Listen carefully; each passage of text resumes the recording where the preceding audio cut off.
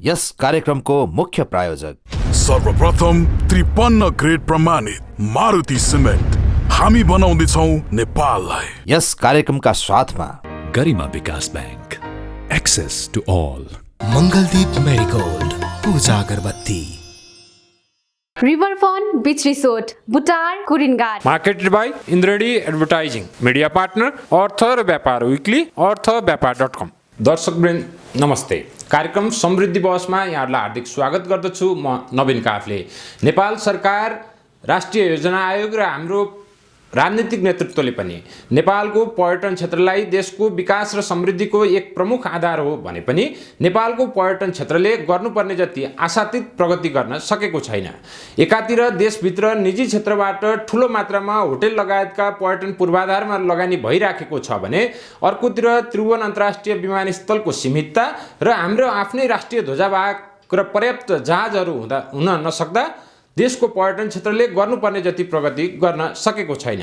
अर्कोतिर हाम्रो पर्यटन मन्त्रालयको नेतृत्व गर्ने मन्त्रीहरू नै पर्यटक जस्तो भन्दा कतिपय नीतिगत रूपमा पर्यटन क्षेत्रमा गर्नुपर्ने सुधारहरू समयमै हुन सकेका छैनन्।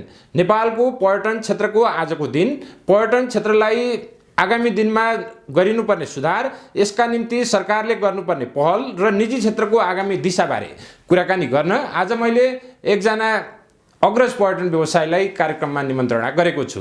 विशेष गरी होटेल, ट्राभल लगायतका व्यवसायमा संलग्न विश्वश्रेष्ठ माउन्टेन ग्लोरी प्रालीका निर्देशक समेत हुनुहुन्छ।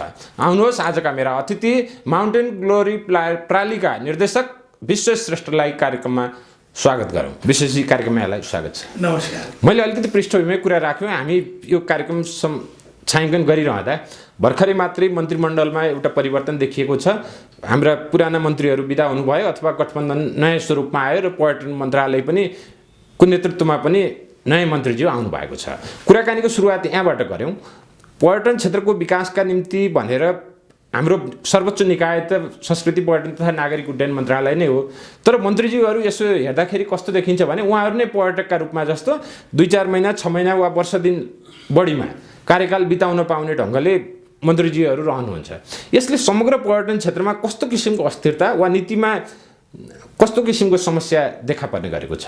सर्वप्रथम तपाईँले उठाउनु भएको प्रसङ्ग पर्यटन मन्त्री नै पर्यटक जस्तो भनेको यो एकदमै सान्दर्भिक लाग्यो।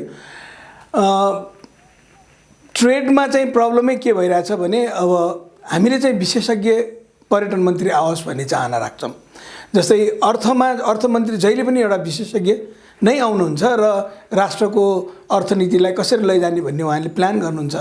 त्यसरी नै हामीले चाहिँ पर्यटन मन्त्री अब टिपेर ल्याउने भन्दा पनि एउटा अलिकति विज्ञ, केही जानकार भएको मान्छे चाहिँ पर्यटन मन्त्रीमा आउनुपर्छ। यदि पर्यटनले चाहिँ राष्ट्रिय प्राथमिकता पाउने हो भने चाहिँ पर्यटन मन्त्री पनि त्यही किसिमबाट आउनुपर्छ भन्ने चाहिँ हाम्रो माग हो। तर दुर्भाग्यवश त्यो अवस्था भइरहेको छैन र तपाईँले भने जस्तै पर्यटक जस्तै चाहिँ मन्त्रीहरू आउँदाखेरि उहाँहरूले नीति नियम बुझ्नलाई, यहाँको नेपालको पर्यटन क्षेत्र बुझ्दै नै काम गर्ने टाइमसम्म उहाँहरू नरहने भएको चाहिँ एकदमै ठुलो प्रब्लम अहिले भइरहेको छ। विशेष गरी पोखरा र भैरवामा अन्तर्राष्ट्रिय विमानस्थल बन्ने भने पछाडि विशेष गरी होटल क्षेत्रमा सो आसपासमा ठुलो मात्रामा लगानी भएको जस्तो देखिन्छ। तर आजका दिनमा ती विमानस्थलहरू पनि सञ्चालन हुन नसक्ने र अर्कोतिर विशेष गरी पोखरा तपाईँको कार्यक्षेत्रका रूपमा पनि रहेकोले अथवा पोखरामै तपाईँको रिसोर्ट अवस्थित रहेका हिसाबले पोखरा त काठमाडौँ पोखरा सडक यातायात पनि यस्तो कठिन यात्रा गर्नुपर्ने, 10 घन्टा लगाएर यात्रा गर्नुपर्ने अवस्थामा हामी पर्यटन क्षेत्रको गफ चाहिँ सिंहदरबारमा बसेर वा पर्यटन बोर्डमा बसेर विकास गर्छौँ भनेर यथार्थमा त देखिन्न। तपाईँहरूलाई परेको पीडा चाहिँ कस्तो छ ठ्याक्कै? अब यसमा धेरै साथीहरूलाई यो कुराले अलिकति चित्त पनि नबुझ्दो होला। हिजो पोखरालाई पर्यटकीय राजधानी भन्नु अगाडि र आज भनिसकेपछि परिवर्तन के त? त्यहाँ फरक के? खालि घोषणा मात्र देखिन्छ होइन। स्टेजमा जानुभयो, नाच्नुभयो, सबै गर्नुभयो, तर पोखरा इन्टरनेसनल एयरपोर्टबाट पोखरा शहरसम्म जाने बाटोको अवस्था पनि एकचोटि हेर्नु भयो भने पनि तपाईँले कति गम्भीर छ सरकार भनेर थाहा हुन्छ। अब पर्यटकीय राजधानी त किन पोखरा नेपालको मात्रै भन्ने, संसारकै भनिदिनुहोस् भनेर त केही भएन। तर के गर्दैछौँ हामीले? अब विदेशका साथीहरूले अब त पर्यटक राजधानी भयो पोखरा, के छ चेन्ज भनेर सोध्यो। हामीले त सोध्यो भोलिपल्ट नै, हामीसँग जवाफ छैन। किनभने परिवर्तन केही पनि भएको छैन र प्रधानमन्त्रीज्यूले पनि हचुवा तालमा गएर नाचेर उद्घाटन भयो, पर्यटकीय राजधानी भयो भनेर भनिदिनु भयो। अब मैले सोध्नु पर्ने प्रश्न चाहिँ खोइ त के त चेन्ज के? हिजो थिएन आज थियो, परिवर्तन केही त हुनु पर्यो नि त।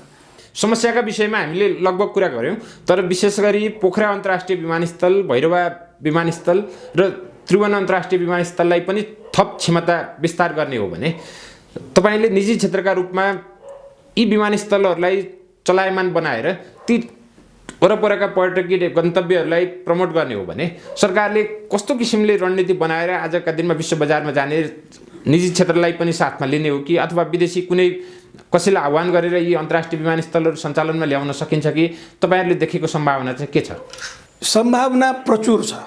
एउटै मात्र आशा लाग्दो कुरा नेपालको पर्यटनमा भनेको सम्भावना धेरै छ। इम्प्लिमेन्टेसन अहिलेसम्म एकदमै पुअर हो, तर सम्भावना प्रचुर किन छन् भने दुईटा सबभन्दा धेरै इकोनोमिकली ग्रो गरिरहेको र पपुलेटेड कन्ट्री हाम्रो छिमेकी छन्। पोखरा र भैरवाबाट भारतको सहरहरूमा त 5-6वटामा मात्रै सेमी रिजनल भन्नुहोस् न फ्लाइटहरू गर्न सक्यो भने पनि पोखरा भैरवा र समग्र नेपालको टुरिज्म डेभलप गर्नलाई महिनामा हुन्छ। यो महिनामा हुने काम हो। जस्तै अयोध्या खोल्यो, एकदम भारतले चाहिँ लगानी गर्यो, अयोध्यालाई चम्कायो, विश्व सामुन्ने चम्कायो। अयोध्यासँग जनकपुर जोडिएको छ, अयोध्या जनकपुरलाई जोडिदिनुहोस् एउटा फ्लाइट। त्यो मेकानिजममा गयो भने फेरि प्रचुर सम्भावना छ। सम्भावनाको प्रब्लमै छैन। बाटोलाई अलिकति व्यवस्थित गऱ्यो भने भारतबाट बाटोबाट आउन सक्छन्, चाइनाबाट बाटोबाट आउन सक्छन् र यति पपुलेसन र मैले भने इकोनोमिकली ग्रोइङ कन्ट्री दुईटा भएकोले पर्यटनमा हामी आँखा चिम्लेर बस्यो पनि पुग्ने अवस्था चाहिँ छ। सम्भावना छ, तर यहाँ इम्प्लिमेन्टेसन चाहिँ भएन। विशेषजी अर्को एउटा महत्त्वपूर्ण विषय भर्खरै तपाईँले उठाउनु भयो जस्तै हाम्रा छिमेकी मुलुकहरू चीन र भारतको ठुलो जनसङ्ख्या र त्यसलाई नेपालमा आकर्षित गर्न सके नेपालको पर्यटन क्षेत्रले निकै ठुलो सङ्ख्यात्मक वृद्धि र त्यसमा गुणात्मकको पक्ष पनि होला गर्न सक्छ भन्ने अपेक्षा तपाईँ हामी सबैको छ। तर विशेष गरी कोभिड सङ्क्रमण पश्चात केही समय त चिनिया सरकारले नै आफ्ना पर्यटकहरूलाई नेपाल भ्रमणका निम्ति रोक लगायो। जब खुल्ला गर्यो त्यस पछाडि ठुलो मात्रामा चिनिया पर्यटकहरू नेपाल आउलान् भन्ने जस्तो अपेक्षा निजी क्षेत्रको पनि समग्र सबैको थियो। तर यस विषयमा उल्लेख्य मात्रामा चिनिया पर्यटकहरू हामीले नेपाल ल्याउन सकेनौँ। यो बिचमा यसमा के समस्या देखा पर्यो? सर्वप्रथम त हाम्रो घरै तयार छैन। म त्यही जान्छु, त्यो पूर्वाधारै ठिक छैन। प्लस हामीले कोरोना पछि चाइनामा के गर्यौँ त? मार्केटिङ गर्न को गयो? कसरी चाहिँ हामीले चाहिँ उनीहरूलाई चाहिँ फेरि नेपाल फर्क, नेपाल एकदम ठिक छ भनेर हामीले कसले मेसेज त हामी पुर्याउन गएनौँ। अब यति बेला नै पर्यटन बोर्ड निष्क्रिय भएर बस्दियो हैन। जुन पर्यटन बोर्डको मेन उद्देश्य नै टुरिज्म प्रमोट गर्ने र प्रचार प्रसार गर्ने भन्ने मात्रै कारणले हैन, एउटै मात्रै काम हो उसको, त्यो पनि उसले गरिरहेको छैन। र अहिले हामीले जस्तै फितुर भयो, WTM भयो, ITB भयो, साट्टे भयो, OTM भयो, जुन विश्व व्यापारमा चाहिँ पर्यटन मेलाहरू लागेर जहाँ चाहिँ प्रचार प्रसारको लागि जानुपर्ने हो, त्यसमा टुरिज्म बोर्डको जेरो, निष्क्रिय र उनीहरूको कुनै सहभागिता नै भएन। र त्यो हुँदाखेरि के भयो भने निजी क्षेत्रले केही किसिमले प्रयास त गर्यो, तर पर्यटन बोर्ड नहुनु र हुनुमा धेरै फरक छ। विशेष गरी चिनिया बजारको सन्दर्भमा कुरा गर्ने हो भने विशेष युरोप लगायतका अन्य देशमा निजी क्षेत्रकै पहलबाट पनि पर्यटकहरू ल्याउन सकेको जस्तो देखिन्छ।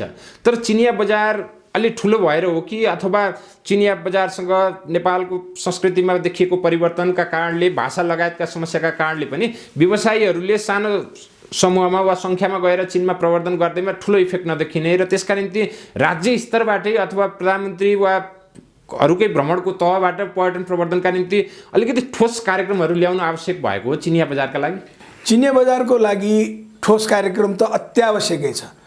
यसरी नै बस्दै हो भने चिनिया बजार थियो भन्ने मात्रै अवस्थामा हुन्छ। किनभने एउटा त चिनिया व्यापारमा इलिगल अपरेटर्स भन्छौँ हामी। इलिगल इन द सेन्स कि नेपाली व्यवसाय होइन, चिनिया व्यवसायहरू नि आइरहेका छन् र ज्याठा ठमेलमा होटल लिजमा लिने र उनीहरूले डाइरेक्ट मार्केटिङ गर्ने, विच्याटमा पैसा लिने, यहाँ करको दायरामा पनि नआउने, त्यो किसिमको व्यवसाय अहिले 60% जस्तो पुग्ने अवस्थामा छ। त्यो सडक मार्गबाट कि हवाई मार्गबाटै आउने पर्यटकहरू? सडक पनि हवाई पनि दुइटैबाट। त्यो लगभग चाइनिज व्यापारको 60% जस्तो चाहिँ अहिले लगभग इलिगल अपरेटर्सहरूले चलाइरहेको अवस्था छ। अब नेपाली व्यवसायहरू जाँदै नजाने अनि प्रचार प्रसारमा पनि नजाने र यहाँ बसेर नै राम्ररी काम गर्न नसक्ने अवस्थामा त चाहिँ चिनिया व्यापारलाई एकदम नै सेन्सिटिभली हामीले दूतावास मार्फत गएर हुन्छ कि गभर्मेन्ट टु गभर्मेन्टमै कुरा गरेर हुन्छ कि यसलाई तड्काएर रोकेर नयाँ सिराबाट चाहिँ हामीले चाइना व्यापार सुरु गर्नै पर्छ। अर्को महत्त्वपूर्ण विषय भनेको भारतीय पर्यटन बजार हो। भारतीय पर्यटन बजारको विषयमा पनि पर्याप्त सम्भावनाका विषयमा हामी कुरा गर्छौँ र पछिल्लो समय विशेष गरी सीमा नाका वरिपरि ठुलो मात्रामा भारतीय पर्यटकहरूलाई लक्षित गरेर होटलहरू निर्माण पनि भइराखेका छन् र सञ्चालन भइराखेका छन्। भारतीय पर्यटकको विभिन्न सेगमेन्ट छ। विशेष गरी लुम्बिनीका निम्ति एक दिन आउनेदेखि लिएर अलि हाइपेड किसिमका भारतीय पर्यटकहरू पनि छन्। यिनीहरूको सन्दर्भमा चाहिँ हामीले आजसम्म गरेको पहल के हो र हामी पुग्न बाँकी कहाँ छ? भारत चाहिँ हाम्रो सबभन्दा ठुलो पर्यटकको स्रोत हुन्छ र हुनेछ र आगामी दिनमा ग्रो नै गरेर जान्छ। यो मार्केट चाहिँ एकदमै ग्रो गर्ने मार्केट हो। तर 2-3टा कुरामा हामीले एकदमै सचेत हुनुपर्छ। एउटा बोर्डरको कसिनो वा बिहा वर्तमान वा कुनै फेस्टिभलको लागि आउने त्यो एक किसिमको पर्यटकहरू छन्। अनि त्यसपछि एकैचोटि कैलाश वा मुक्तिनाथ जाने धार्मिक प्रवृत्तिका र पशुपति आउने एक किसिमको छ। भनेपछि अब पशुपति आउने क्राउड चाहिँ हामी कहाँ धेरै देख्छौँ। मैले अहिले मात्रै हामीले बुझ्दाखेरि गौशाला क्षेत्रमा 300वटा होटल छ अरे, जुन अब राज्यले कसरी सोचिरहेछ, हेरिरहेछ वा मोनिटरिङ गरिरहेछ त थाहा भएन। तर 300वटा होटल गौशालामा मात्रै छ। ती सबै भारतीय पर्यटक लक्षित हुन्। पुरै सम्पूर्ण नै भारतीय पर्यटकलाई लक्षित हो र हामीले त्यही क्याटेगोरीलाई नै हामीले धेरै फोकस गरिरहेछौँ। न कि भारतको अलिकति मिडियम अप्पर मिडियम क्लासको, किनभने यतापट्टि आएर भारतको सिनेमाहरूमा नेपालको प्रेजेन्सले ठुलो ठुलो सिनेमाहरूमा गर्दाखेरि ट्रेकिङमा भारतीय पर्यटकको उल्लेख्य वृद्धि भएको छ, तर हामीले क्याप्चर गर्न सकिरहेको छ। अहिले अनौपचारिक कुराकानीको सन्दर्भमा विशेष गरी भारतीय पर्यटकहरूको सन्दर्भमा पनि उनीहरूले नेपाल ल्याउने खर्च गर्न ल्याउने पैसाका सन्दर्भमा जुन किसिमका समस्याहरू छन् त्यसले भारतीय पर्यटन विकासलाई आकर्षित गर्ने सन्दर्भमा पनि ठुलो समस्या परेको तपाईँले बताउनु भएको थियो। आजका दिनमा ठ्याक्कै समस्या चाहिँ के हो? अब मैले भने हामीले पहिला त मार्केट सेगमेन्ट जुन टार्गेट गरेका छौँ त्यो पशुपतिमा आउने इन्डियनलाई टार्गेट गरिरहेछौँ। त्योभन्दा माथिकोलाई हामीले टार्गेट गर्न सकिरहेको छैनौँ, नम्बर 1। नम्बर 2, एउटा भारतीय पर्यटकले 25,000 आइसी, त्यो पनि 100 को नोट लिएर मात्रै नेपाल आउन सक्छ। उसले 500 को नोट ल्याउन सक्दैन, 1000 को नोट ल्याउन सक्दैन र 25,000 भन्दा बेसी ल्यायो भने ल्याउन त सबैले ल्याइरहेछ तर इलिगल। भनेपछि त्यो चिजहरू त खोलिदिनु। 25,000 ले आजको डेटमा एउटा पर्यटकले के गर्न सक्छ नेपालमा? नेपाली पर्यटक पनि पोखरा गएर त्योभन्दा बेसी खर्च गरिरहेको हुन्छ। भनेपछि भारतीय पर्यटकलाई अलिकति त्यो दायरा बढाइदिनु पर्यो र भारतमा चाहिँ अलिक त्यहाँ पनि फेरि प्रचार प्रसारकै कुरा आउँछ, प्रमोसनकै कुरा आउँछ। हाम्रो प्रचार चाहिँ अलिकति अप्पर लेभलकोमा जान सक्ने हिसाबले जानु पर्यो, न कि जहिले पनि पशुपतिको र यो बोर्डरको मात्रै चाहिँ खुसी भएर चाहिँ बसेर चाहिँ हुँदैन। विशेषजी हाम्रो कुराकानीलाई यदि निष्कर्षका रूपमा लिने हो भने 2टा विषय महत्त्वपूर्ण रूपमा देखिए। एउटा पूर्वाधारको निर्माण र त्यसको स्तरोन्नति, अर्को विषय भनेको प्रवर्धनकै हो। ठुला पूर्वाधारहरू राज्यले नै नचाहिकन र केही वर्षीय योजनाहरू नल्याइकन सम्भव हुने देखिएन। तर प्रवर्धनको कामको मुख्य जिम्मेवारी लिएको नेपाल पर्यटन बोर्डले साना साना प्रयास गर्दा पनि पर्यटन क्षेत्रमा केही ठुला पर्यवर्तनहरू आउन सक्थे। तर त्यसको जिम्मा लिएको संस्था नेपाल पर्यटन बोर्ड नै एक त सञ्चालकहरू नै विहीन र अर्को कार्यकारी प्रमुख नै विहीन भएर चल्नुपर्ने अवस्था। तपाईँहरूले नेपाल पर्यटन बोर्डको परिकल्पनाका बखत वा त्यो संरचना निर्माण भए पश्चात पर्यटन बोर्डबाट जुन किसिमको आउटपुटको अपेक्षा गर्नुभएको थियो नि त्यो त प्राप्त भएन। अब यसको मोडालिटी र कार्य सञ्चालनका सन्दर्भमा विशेष गरी संस्थागत रूपमा प्रतिनिधित्व वा अन्य यस्ता विषयहरू पनि निजी क्षेत्रबाट आएको हामी सुन्थ्यौँ। अब हामीले लिनुपर्ने बाटो र नेपालको पर्यटन बोर्डलाई विश्व बजारमा विशेष गरी प्रवर्धनमा केन्द्रित गर्ने हो भने यसको संरचना कस्तो बनाउन आवश्यक होला? पर्यटन बोर्डको मैले भने संरचना बनाइएकै PPP मोडलमा होइन, प्राइभेट पब्लिक पार्टनरसिप भनेर चाहिँ बनाइएको हो र 98 मा बनाउँदाखेरि जुन किसिमको डाइनामिजम चाहिँ टुरिज्म बोर्डमा थियो त्यो चाहिँ हरेक वर्ष घट्दै जाने क्रममा छ र अहिले चाहिँ टुरिज्म बोर्डको साथीहरूलाई चाहिँ सरी भन्नुपर्छ, सरकारी अफिसमा छिरेको जस्तो जस्तो आवाज हुन थालिसकेको छ। जुन स्पिड जुन शैलीले उनीहरूले काम गर्नुपर्ने त्यो शैलीबाट उहाँहरू पनि हटेर जानु भइसक्यो। उहाँहरू अहिले नितान्त सरकारी स्टाइलमा काम गर्नुपर्ने मेबी अब उहाँहरूको त्यो बााउन्ड्री नै त्यति नै छ होला, उहाँहरूलाई पनि बाँधिएको होला होइन, वा किन रिस्क लिने भने जस्ता वा अख्तियार वा अन्य संरचनालाई देखाएर काम पन्छाउने प्रवृत्ति पनि देखिएकै छ। पर्यटन बोर्डमा अब सबै कुरा त ट्राई गरियो। अब सरी टु से अब को मन्त्री कुन पार्टीको हुनुहुन्छ त्यही निकटका मान्छेहरू अहिले डाइरेक्टरमा जानुहुनेछ होइन, त्यो पक्कै हो, यो भइ नै रहेको छ विगतदेखि। र त्यो हुँदाखेरि के भयो भने राम्रो मान्छे भयो, हाम्रो मान्छे भयो, राम्रो मान्छे भएन। अनि अब जहिले पनि त्यही डिलेमामा भयो र किन पर्यटन बोर्ड चाहिन्छ भन्ने कुरा पनि अहिले ठुलो प्रश्न चिन्ह आइसक्यो। किनभने मैले ल्याएको हरेक पर्यटकबाट 550 रुपियाँ मेरो पर्यटकले तिरिरहेछ होइन, त्यो मैले किन कटाउने त? त्यसले केही पाउने होइन भने हामीले पनि लिन त अलिकति एथिकली त सुहाएन, किन लिने हामीले?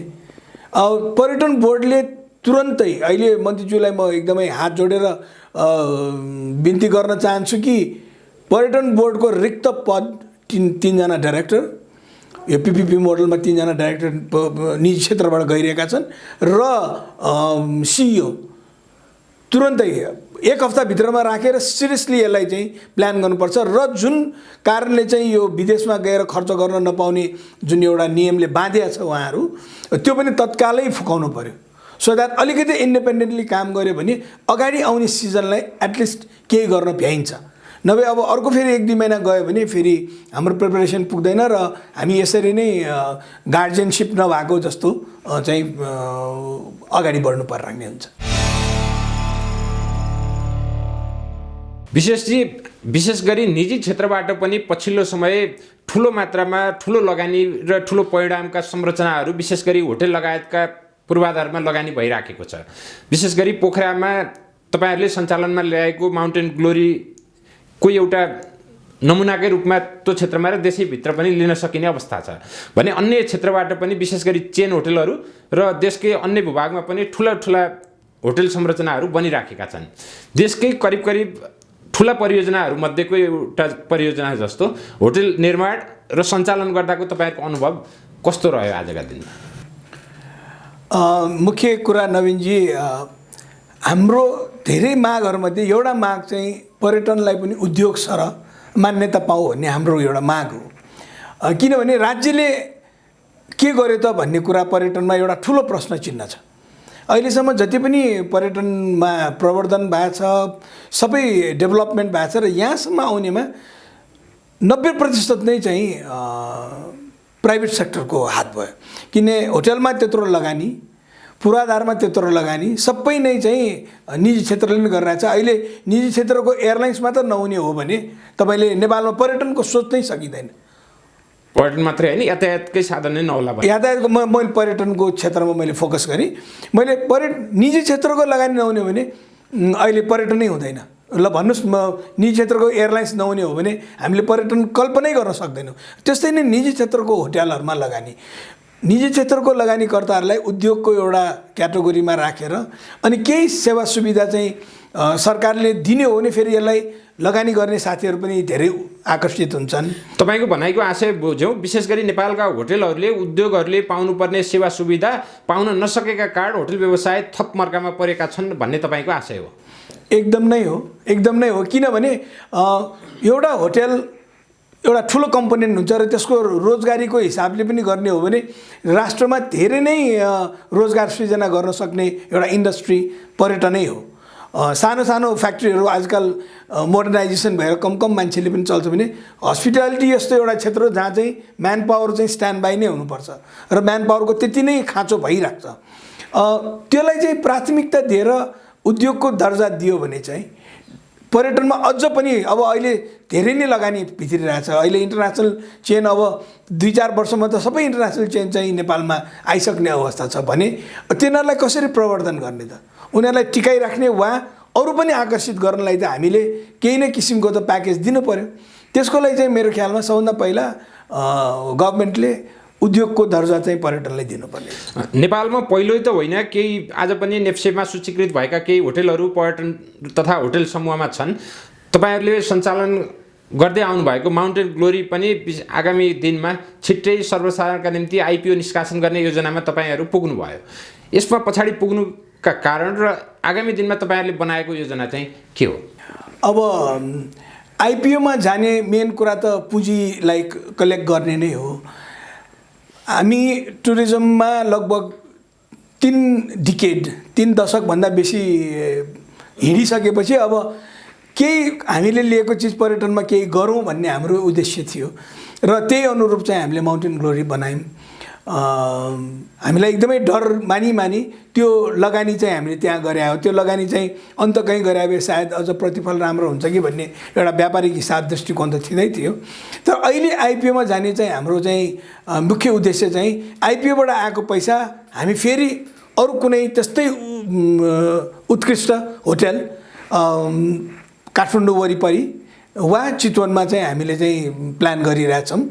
त्यसको लागि पनि हामीले चाहिँ त्यो पैसा कलेक्ट भयो भने कलेक्टिभ वेमा जाने भन्ने हाम्रो योजना छ। यसबाट हामी के पनि बुझ्न सक्छौँ भने जसरी आजका दिनमा सम्म नेपालमा बनेका संरचनाहरू पर्यटकीय संरचनाहरू एउटा स्तरका थिए, तर हामी जुन स्तरको पर्यटक नेपाल ल्याउने र जुन सङ्ख्यामा ल्याउने कुराकानी गरिराखेका छौँ त्यसका निम्ति आम सर्वसाधारण वा निजी क्षेत्रबाट पनि कलेक्टिभली एउटा नयाँ सोचका साथ पर्यटन पूर्वाधारहरू निर्माण गर्ने विषय, चाहे यो विषय विमानस्थलहरूकै सञ्चालनका सन्दर्भमा पनि लागू हुन सकोस् वा देशभर 7 प्रदेश र स्थानीय निकायहरूमा जसरी नयाँ सहर र नयाँ पर्यटकीय गन्तव्यहरू बनाउने योजनाहरू अगाडि सारिँदैछ, सर्वसाधारणको पुँजीलाई पनि कलेक्सन गरेर नयाँ हिसाबले पर्यटकीय संरचना र होटलहरू निर्माण गर्न सकिने त्यस्तो सम्भावनाको सङ्घारमा हामी छौँ हो।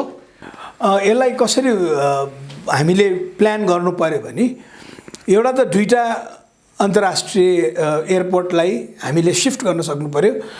एटलिस्ट लेबर ट्राफिक चाहिँ भैरवाबाट सुरु गरौँ, यो एयरपोर्टको अलिकति हल्का हुन्छ र त्यसपछि पर्यटकीयको मेन त्यसको लागि आउनेलाई चाहिँ पोखरातिर शिफ्ट गऱ्यो भने हाम्रो एयरपोर्ट अलिकति होलो हुन्छ। नभए अहिले एउटा एकदम डरलाग्दो विषय चाहिँ के छ भने हाम्रो एयरपोर्ट अलमोस्ट 85% क्यापेसिटीमा चलिरहेछ।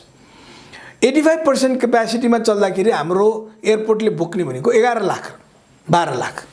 अब 100% अर्को त्यसमा त चलाउनै सकिँदैन। अर्को 10% बढाए 95% त्यसमा क्यापेसिटीमा हामीले एयरपोर्ट चलायो भने पनि हामीले 1-2 करोडभन्दा बेसी टुरिस्ट थप्न सक्ने अवस्था छैन। भनेपछि अब त यत्रो लगानी भइरहेछ, यत्रो होटलहरू आइरहेको छ, इन्फ्रास्ट्रक्चर यसरी डेभलप भइरहेको छ, त्यसलाई परिपूर्ति गर्नलाई पनि हामीले क्वालिटीलाई माथि ल्याउनै पर्यो र 2टा एयरपोर्टलाई तुरन्तै चलाउने प्लान गर्नै पर्यो। गर्न सकिएन भने चाहिँ के हुन्छ भने अब होटलहरू आउँछन्, चलाउन गाह्रो भएर जान्छ हैन। ठुलो होटलहरू आउँछ, ठेकिँदैन, उनीहरू बस्न रुचाउँदैनन्। इन्टरनेसनल चेनहरू सानो व्यापारमा उनीहरूले रुचाउँदैन। सो हामीले अहिले गर्न सक्नुपर्ने योजना भनेकै यो एयरपोर्टलाई अलिकति स्तरोन्नति गरेर अरू क्यापेसिटी बढाउने, भएको 2टा एयरपोर्टलाई चाहिँ म्यान पावर र टुरिज्मको लागि चाहिँ अलिकति डाइभर्ट गरिदियो भने यो एयरपोर्टमा अझ अरू अन्तर्राष्ट्रिय विमानहरू आउन सक्ने छन्। विमानस्थलहरू हामीले निर्माण गऱ्यौँ, विमानस्थल सुधारका काम पनि गरौँला। निजी क्षेत्रले भव्य रूपमा देशभर संरचनाहरू र पूर्वाधारहरू निर्माण गरेकै छ, तर पर्यटकहरूलाई नेपाल ल्याउने हाम्रो राष्ट्रिय ध्वजावाहक यदि कमजोर भयो कि जहाजै छैन र जहाँ हाम्रो राष्ट्रिय ध्वजावाहकले उडान गर्नुपर्ने सहरहरू थिए त्यहाँसम्म जाने पर्याप्त जहाज छैन र आज पनि ठुलो मात्रामा नेपाल आउने पर्यटकहरूले गर्ने खर्चको ठुलो हिस्सा विदेशी एयरलाइन्सहरूले लिएर विदेशी लगिराखेका छन्।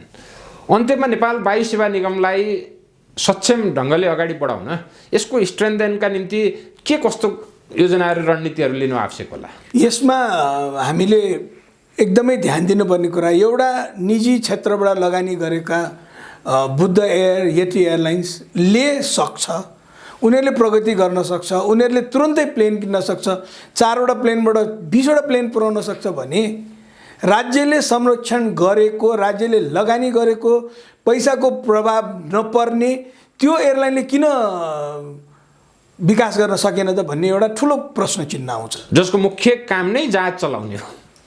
नेपाल एयरलाइन्सको अरू केही काम त छैन हैन। नेपाल एयरलाइन्सको काम जहाज चलाउने हो र राष्ट्रिय ध्वजा बाहेकलाई चाहिँ शिर ठाडो राखेर राख्नुपर्ने उसको मुख्य कामै त्यही हो।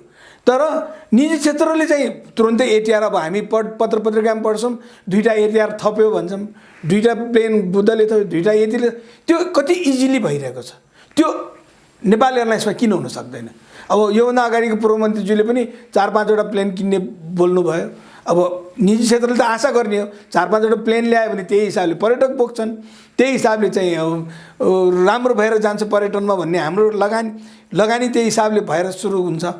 अब तर यहाँ चाहिँ किन काम भइरहेको छैन? यो चाहिँ मेरो ख्यालमा टुरिज्म बोर्ड, नेपाल वायु सेवा निगम जस्तोलाई चाहिँ रिस्ट्रक्चरिङ गर्ने जरुरी भइसक्यो। यो पुरानो सोच र पुरानो स्टाफ, पुरानो कर्मचारीले चाहिँ यसलाई नयाँ डिरेक्सनमा लैजान्छ र नयाँ परिकार बनाएर खुवाउँछ जस्तो लाग्दैन।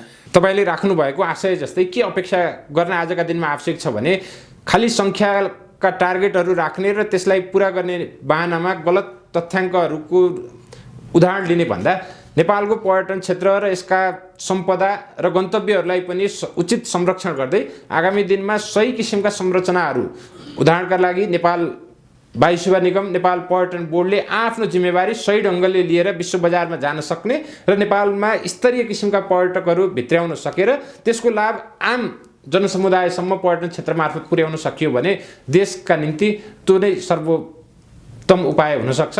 यसका निम्ति सरकारको भूमिका त एकातिर छँदैछ, निजी क्षेत्र पनि थप जिम्मेवारपूर्ण ढङ्गले व्यवसाय गरेर आगामी दिनमा अगाडि बढ्न सकोस्। यहाँको महत्त्वपूर्ण समय र विचार हामीलाई दिनुभयो, हार्दिक धन्यवाद। नमस्ते।